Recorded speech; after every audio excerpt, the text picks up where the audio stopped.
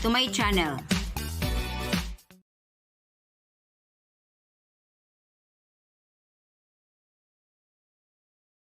Magandang araw! Meron na naman tayong word problem.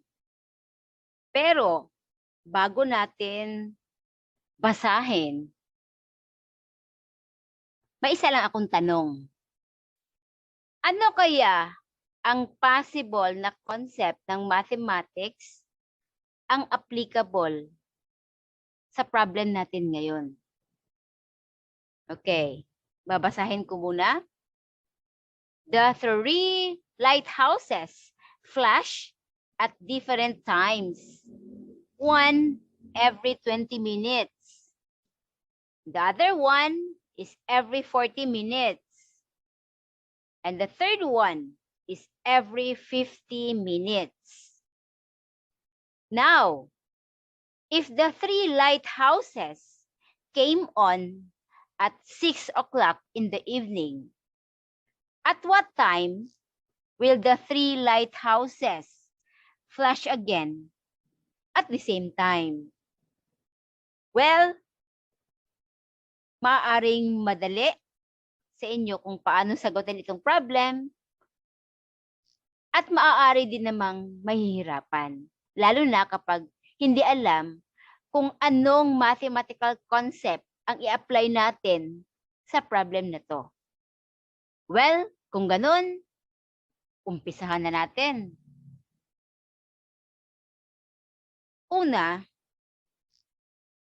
i-identify natin itong given. 20 minutes, 40 minutes, 50 minutes.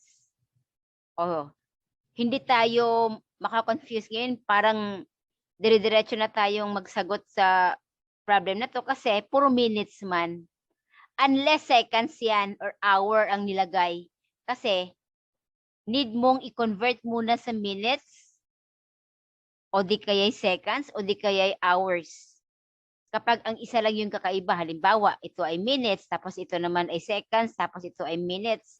So need pa natin i-convert yan, itong seconds, sa minutes. If seconds yung given. Pero since mga minutes naman yan, wala nang problema. Didiretso na tayo. Ang tanong, sa mga minutes na yan, kapag ito daw ay nag-came yung nag-flash at 6 o'clock in the evening or nag-start, what time kaya sila sabay-sabay na mag-flash again kung nag-start ng 6 o'clock sa evening? Okay. Ang gagamitin natin na concept ay LCM or least common multiple. Yun ang pinakamadaling paraan para madali mong masagot itong problem. Okay. Umpisahan na natin. Katulad ng sinabi ko kanina, ina-identify natin yung given. Okay. Gusto kong gamitin yung ganitong method, yung may bintana method. Madali lang kasi ito eh. Yan, bintana. Bakit bintana? Kasi nagmukha siyang bintana. Parang rehas method or sieve method. Yung parang manual lang.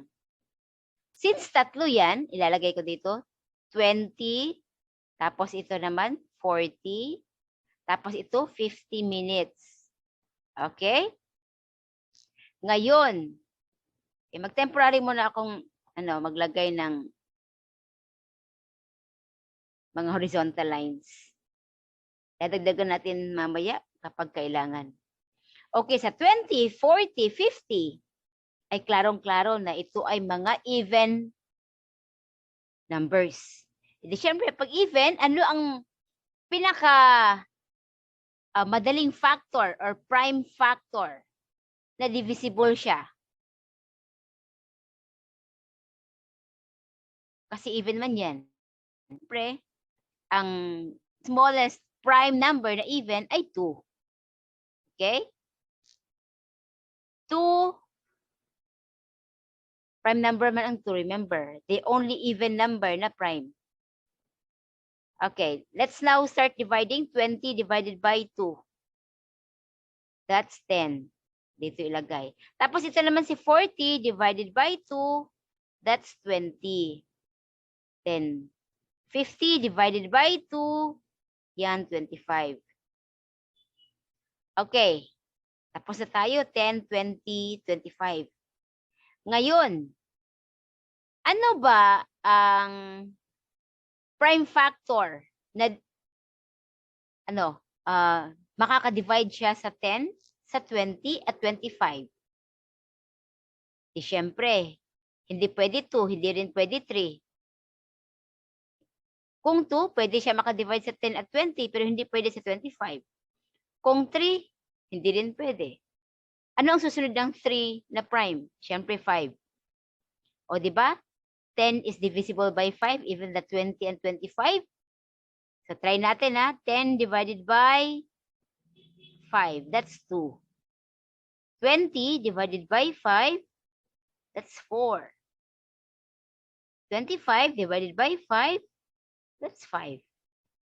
Okay, ngayon, meron na tayong 2, 4, and 5. I-clear ko lang tong 5 kasi parang na-erase ko na. Oh. Sorry. Now, ang natira ay 2, 4, and 5. Think of the factors. Kasi itong 2 at 5 ay mga prime factors yan. So, ito naman si 4. Mag-isip tayo ng best factor, prime factor, na pwede siya ma-divide. E di syempre 2, di ba? Lalagay ko dito ang 2. Okay? So, syempre, i-distribute natin to. 2 divided by 2, that's 1. 4 divided by 2, that's 2. Syempre, si 5, hindi man siya pwede ma-divide ng 2 kasi ano man yan, meron man siyang remainder. Hindi man siya divisible, hindi siya applicable. Hindi siya even number. Kaya, what you will do is just copy the 5. Now, ano ang napansin? Ano ang napansin sa lahat ng numbers dito sa last? Kasi mga prime numbers naman yan, di ba? Okay, di ba? 2 yan, di ba? 5, tapos ito 2, then ito 1, then ito 2, then 5. So, ibig sabihin, since mga prime factors yan lahat, ikakopy ko muna, i-rewrite ko kasi later on, we're going to multiply them. Okay, let's start with 2. 2 times, ito naman, 5 times, ito.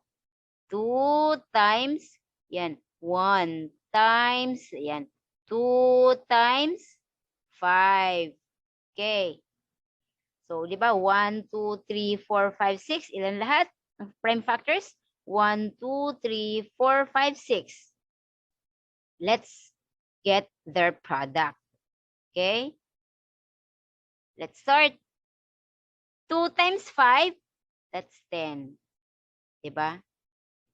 10 times 2, 20. Okay? Diba 20? 20 times 1, that's 20, syempre. 20 times 2, 40. 40 times 5, that's 200. Okay? Hindi pa tayo tapos. 200 minutes.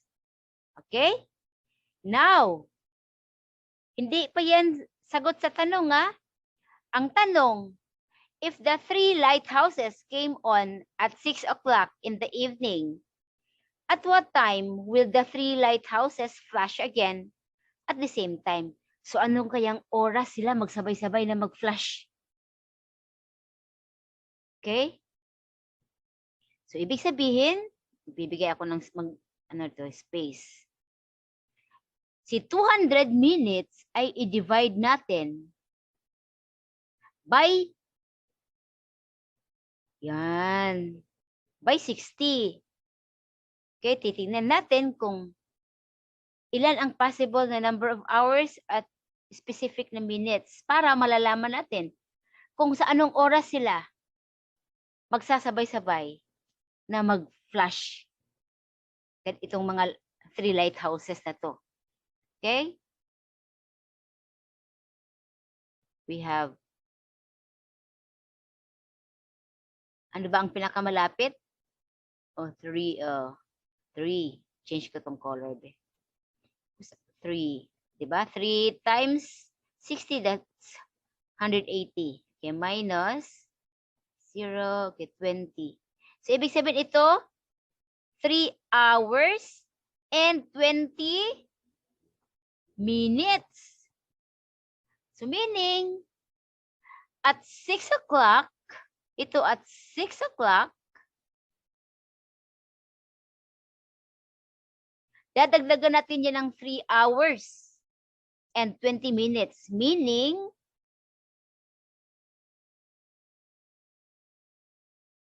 sa 6 o'clock, mag-plus 3 hours and 20 minutes. E di syempre, klarong-klaro na ang 6 hours ay magiging, ang 6 o'clock ay magiging 9 o'clock and 20 minutes. Okay, let me repeat. From 6 o'clock, magsabay-sabay yung 3 lighthouses at 9 o'clock at 20 minutes or 9:20. In the evening yan, magsasabay-sabay silang mag-flash. Or they are flashing, or they will be flashing again at the same time at 9:20. Okay? Madali lang, di ba? Intindihin yung LCM. Ibig sabihin, yung basic concept ng LCM dapat maintindihan kasi the best siya na method para sa problem ng ganito. Di ba? Akala natin kung ano yung method na i-apply, yun pala, LCM lang pala ang gagamitin. LCM lang pala ang needed sa problem na to. Okay? Maraming salamat. Sana meron na naman kayong naintindihan.